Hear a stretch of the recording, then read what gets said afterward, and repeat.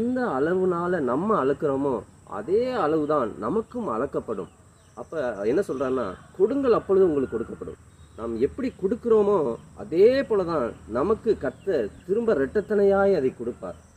அமுக்கி குலுக்கி சரிந்து விழும்படியாய் மடியிலே போடுவார்கள் என்று சொல்லப்பட்டிருக்கிறது. அப்படி என்றால் நல்லா இப்போ பாருங்க, கடலையே நீங்கள் எடுத்துக்கிட்டிங்கன்னா மார்க்கெட்டில் போய் நீங்கள் கடலை வாங்குகிற பொழுது அந்த படியில் அப்படியே அந்த கடலையை போட்டு நிரப்பி அதை நல்லா அப்படி ஷேக் பண்ணி நல்லா குலுக்குவாங்க. அப்போ குலுக்கும்போது இன்னும் அது உள்ளே நிரம்பி பின்பு நல்லா அள்ளி வச்சு நல்லா மனதார தூக்கி நமக்கு கொட்டுவாங்க.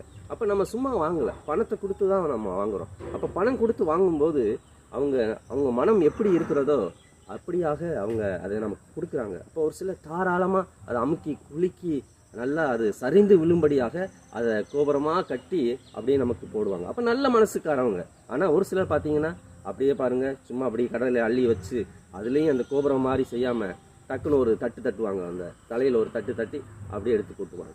அப்போ அவங்களுக்கு நல்ல ஒரு இருதயம் இல்லை.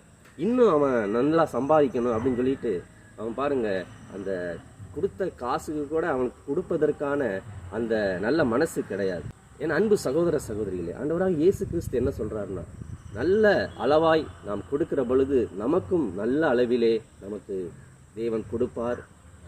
கர்த்தர் நிச்சயம் அப்படி நாம் தேவனுக்கு நாம் பிரியமுள்ளவர்களாய் நாம் வாழ்கிற பொழுது நிச்சயம் கர்த்தர் நம்ம ஒவ்வொருவரையும் ஆசீர்வதிப்பார். God bless you.